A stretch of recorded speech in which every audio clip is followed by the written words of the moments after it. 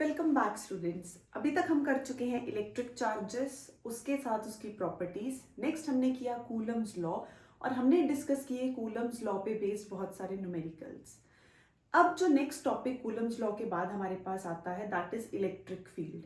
तो ये सेम है जो हमने क्लास 11 में, फिर से क्लास 11 में जो ग्रेविटेशन चैप्टर है हमने बोला ये उसी का ही रेप्लिका है। तो वहां पे जो टॉपिक्स हम करके आए हैं वैसा सा ही अब हम यहाँ पे रिपीट कर रहे हैं। तो इलेक्ट्रिक फील्ड क्या है? इलेक्ट्रिक फील्ड के लिए हम कंसिडर करते हैं एक थोड़ा सा बड़ा चार्ज जिसको हम सोर्स चार्ज बोलते हैं। सोर्स चार्ज क्या है? कोई भी चार्ज जिसका मैग्नीट्यूड ज्यादा है। तो चार्ज के जो आसपास की स्पेस है, चार्ज के आसपास की जो भी स्पेस होगी जहां पे कोई स्मॉल चार्ज, जिसको हम नाम देते हैं टेस्ट चार्ज। टेस्ट चार्ज क्या है? वो चार्ज जिसके साथ हम कोई ना कोई एक्सपेरिमेंट परफॉर्म करते हैं। जब हम उस टेस्ट चार्ज को सोर्स चार्ज की फील्ड में एंटर करवाते हैं तो हम देखते हैं कि जो टेस्ट चार्ज है वो सोर्स चार्ज की फील्ड में जाके, अब मान लो ये उसकी स्पेस है, यहां पे आके टेस्ट चार्ज फोर्स एक्सपीरियंस कर रहा है। तो वो जो फोर्स एक्सपीरियंस करेगा जिस फील्ड में एंटर करते ही, वो हमारे पास क्या हो गई? इलेक्ट्रिक फील्ड हो गई। तो electric field, electric means charge, field मतलब उसके आसपास की स्पेस जहां पे कोई दूसरा चार्ज आके फोर्स एक्सपीरियंस करेगा। अब जो सोर्स चार्ज है वो काफी बड़ा है, उसका मैग्नीट्यूड ज्यादा है, तो वो फोर्स लगाएगा तो जो टेस्ट चार्ज है वो फोर्स एक्सपीरियंस करेगा। अब क्या टेस्ट चार्ज वापस से फोर्स नहीं लगाएगा? लगाएगा, क्योंकि ये जो फोर्स होती है हमें कूलम्स लॉ ने बताया वो इक्वल एंड ऑपोजिट होती है।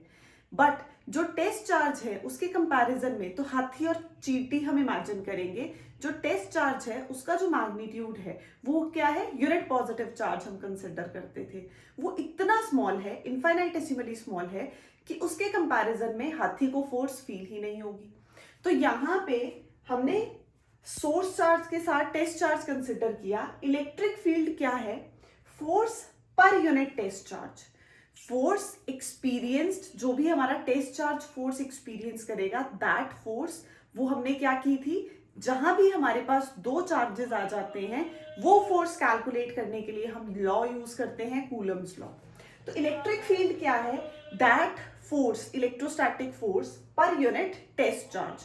बट कंडीशन क्या है कि ये जो चार्ज है, टेस्ट चार्ज है, दैट इज इनफाइनाइटेसिमली स्मॉल।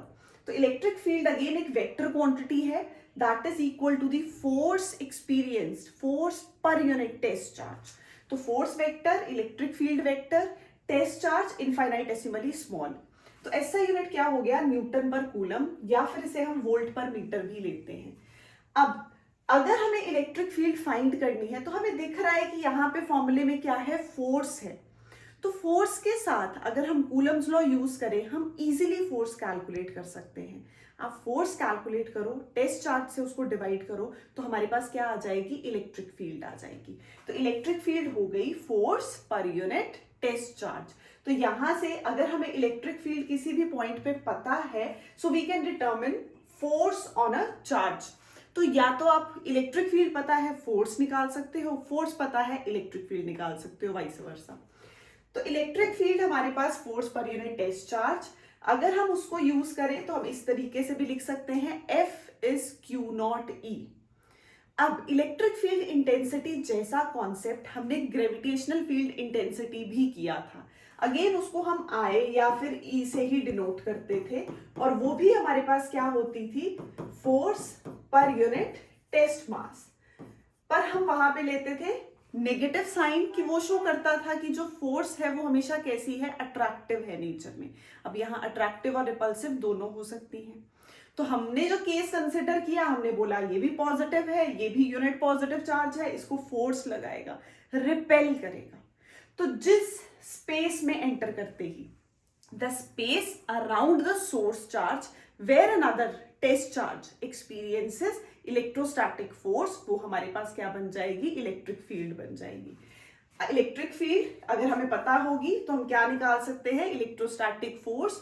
कौन सा रिलेशन यूज करेंगे? Q not E. बट अगर हमें दो चार्जेस गिवन है, हमें फोर्स फाइंड करनी है, तो कूलम्स लॉ लगाएंगे। अगर हमें टेस्ट चार्ज और इलेक्ट्रिक फील्ड गिवन है तो हम ये वाला एक्सप्रेशन यूज करते हैं। तो कई बार न्यूमेरिकल्स में हम अटकते हैं कि हमें कौन सा फॉर्मूला लगाना है। तो ये तो टेस्ट चार्ज और इलेक्ट्रिक फील्ड के साथ है कि टेस्ट चार्ज पता है, इलेक्ट्रिक फील्ड पता है, तो फोर्स निकल जाएगी। बट अगर आपको दो चार्जेस गिवन है, उनके बीच में डिस्टेंस गिवन है, तो हमेशा कूलम्स लॉ अप्लाई करेंगे। नेक्स्ट आ गया इसके बाद हमारे पास electric field due to a point charge. हमने एक चार्ज फिर से सोर्स चार्ज कंसिडर किया, उसके कंपैरेटिवली हमने टेस्ट चार्ज लिया।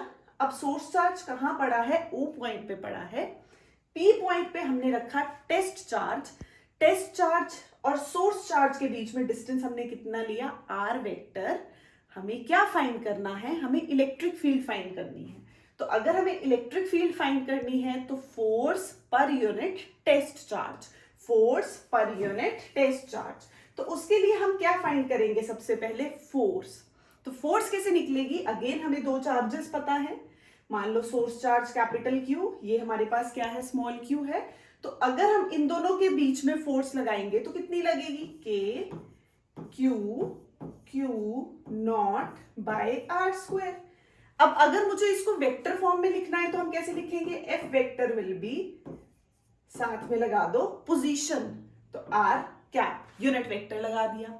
अब ये पोर्शन मैग्नीट्यूड और ये पोर्शन क्या रिप्रेजेंट करेगा? डायरेक्शन को रिप्रेजेंट करेगा। अब हमें फाइंड करनी है इलेक्ट्रिक फील्ड, तो पुट कर दो फोर्स पर यूनिट टेस्ट चार्ज। तो अगर हम स्मॉल q लेंगे तो स्मॉल q, अगर हम कैपिटल Q ले रहे हैं तो कैपिटल Q। तो अगर यहाँ कैपिटल Q की जगह हम Q लेंगे तो रिलेशन बन जाएगा K Q by R square. क्यों? क्योंकि Q नॉट से Q नॉट तो कैंसिल हो जाएगा।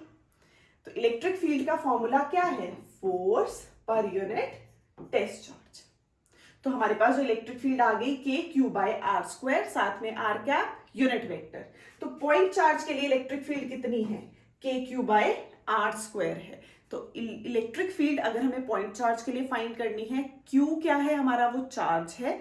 तो electric field will be K Q by R square. बहुत सारे न्यूमेरिकल सॉल्व करने पड़ते हैं हमें इस चीज के लिए, तो ये बहुत इंपॉर्टेंट रिलेशन है। Next, electric field due to system of charges. Again हम क्या करें? Q नॉट एक लिया, Q1 Q2 Q3 Qn, same superposition principle जैसे हमने अभी तक कहाँ लगाया है? बाकियों में लगाया, फोर्स में लगाया। तो ये हमारे पास Q1 से Q नॉट तक का डिस्टेंस मान लो R1, Q नॉट से Q2 तक का डिस्टेंस मान लो R2। तो हमने पीछे क्या देखा? जो इलेक्ट्रिक फील्ड है that is independent of test charge, वो सिर्फ सोर्स चार्ज पे ही डिपेंड करती है, टेस्ट चार्ज पे डिपेंड नहीं करती। किस पे डिपेंड कर रही है? सोर्स चार्ज पे, क्योंकि वो सोर्स चार्ज के आसपास की स्पेस है। तो इलेक्ट्रिक फील्ड क्या हो गई? K Q by R square. Next, जब हम देख रहे हैं सुपरपोजिशन प्रिंसिपल, तो हमने बोला Q1 Q2 Q3 Qn, ये सब हमारे पास क्या है? चार्जेस हैं। इनकी वजह से इलेक्ट्रिक फील्ड फाइंड करनी है। तो इलेक्ट्रिक फील्ड इसकी अपनी होगी K Q by R square, K Q by R square, K Q by R square. तो जब हमने फर्स्ट वाले पे लगाया K Q1 by R square, तो K Q1 by R1 square, R1 cap साथ में डायरेक्शन के लिए K Q2 bye R2 square, R2 cap साथ में डायरेक्शन के लिए, एंड सो ऑन।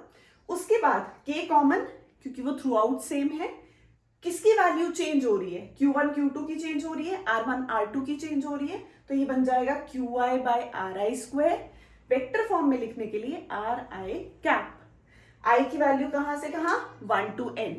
तो वेक्टर फॉर्म में भी आप लिख सकते हो या फिर पोजीशन वेक्टर्स की फॉर्म में भी लिख सकते हो। Position means final minus initial, R minus RI, R minus RI। तो बेसिकली जो डिस्टेंस है उसको रिप्लेस करेंगे, किससे रिप्लेस करेंगे? पोजीशन वेक्टर की फॉर्म में, final position minus initial position की फॉर्म में। तो ये हमारे पास डिस्प्लेसमेंट वेक्टर की टर्म्स में आ जाएगा। नेक्स्ट हमारे पास कॉन्टिन्यूस चार्ज डिस्ट्रीब्यूशन, बट इससे पहले आएगा इलेक्ट्रिक फील्ड लाइंस। अब इलेक्ट्रिक फील्ड लाइंस हमारे पास क्या है? Imaginary lines. तो इलेक्ट्रिक फील्ड लाइंस क्या होती हैं हमारे पास? Electric field lines are imaginary lines which are used to represent the direction of electric field by drawing a tangent at that point। तो अगर हमें इलेक्ट्रिक फील्ड लाइंस के बारे में बताना है पॉजिटिव चार्ज के लिए जो इलेक्ट्रिक फील्ड लाइंस होती हैं वो कैसे होती हैं, हमेशा आउटवर्ड्स। पॉजिटिव पॉइंट चार्ज लिया हमने, रेडियली आउटवर्ड्स हो गई डायरेक्शन। सिमिलरली नेगेटिव चार्ज के लिए जो इलेक्ट्रिक फील्ड लाइंस होंगी वो हमेशा कैसी होंगी, इनवर्ड्स। तो ये ओरिजिनेट करती है पॉजिटिव चार्ज से और टर्मिनेट करेंगी आके नेगेटिव चार्ज पे। अगर हम ले अनलाइक चार्जेस, तो एक पॉजिटिव और एक नेगेटिव, तो पॉजिटिव से नेगेटिव की तरफ को इलेक्ट्रिक फील्ड लाइंस ड्रॉ करेंगे। तो पॉजिटिव से नेगेटिव की तरफ को मींस पॉजिटिव से ये क्या करेंगी, ओरिजिनेट करेंगी और नेगेटिव पे आके टर्मिनेट करेंगी। सेम जैसे हम डायपोल्स में 10th क्लास में करते थे, नॉर्थ पोल से मैग्नेटिक फील्ड लाइंस ओरिजिनेट करती हैं और साउथ पोल पे आके टर्मिनेट करती हैं। तो ये दो अनलाइक चार्जेस हैं, दे टेंड टू कॉन्ट्रैक्ट। यहाँ पे हमारे पास क्या है, ये एक दूसरे को अट्रैक्शन शो करेंगे, तो हम लिखते हैं दे टेंड्स टू कॉन्ट्रैक्ट। नेक्स्ट, अगर हमारे पास अनलाइक चार्जेस हैं, तो अनलाइक मीन्स ये हो गए पॉजिटिव, अगेन पॉजिटिव। पॉजिटिव से इलेक्ट्रिक फील्ड लाइंस कहां जाएंगी, आउटवर्ड्स जाएंगी। तो यहां पे ये एक दूसरे को रिपेल करने की कोशिश करेंगे। रिपेल करेंगी means they tends to apply lateral pressure on each other. क्या कर रही हैं, एक दूसरे पे लेटरल प्रेशर एक्सर्ट कर रही हैं। तो इलेक्ट्रिक फील्ड लाइंस हैं क्या, ये सब क्या है, इमेजिनरी लाइंस हैं। इमेजिनरी लाइंस जिसपे अगर हम एक टेंजेंट प्लॉट करें तो वो हमें क्या देगा, इलेक्ट्रिक फील्ड की डायरेक्शन देगा, क्योंकि इलेक्ट्रिक फील्ड क्या है, एक वेक्टर क्वांटिटी है। तो इलेक्ट्रिक फील्ड लाइंस बेसिकली क्या हैं, are imaginary lines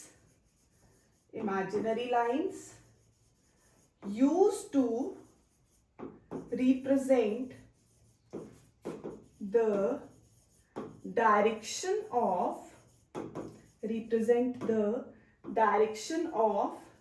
electric field की डायरेक्शन कैसे रिप्रेजेंट करेगा, by drawing a tangent at that point. तो by drawing a tangent at that point, ये हमारे पास क्या हो गई, इसकी डेफिनेशन भी है, या हम इसकी प्रॉपर्टीज बोल सकते हैं कि हम इससे क्या रिप्रेजेंट करते हैं, इलेक्ट्रिक फील्ड की डायरेक्शन रिप्रेजेंट करते हैं। पॉजिटिव के लिए आउटवर्ड्स, नेगेटिव के लिए इनवर्ड्स। पॉजिटिव से ओरिजिनेट होंगी, नेगेटिव पे आके टर्मिनेट होंगी।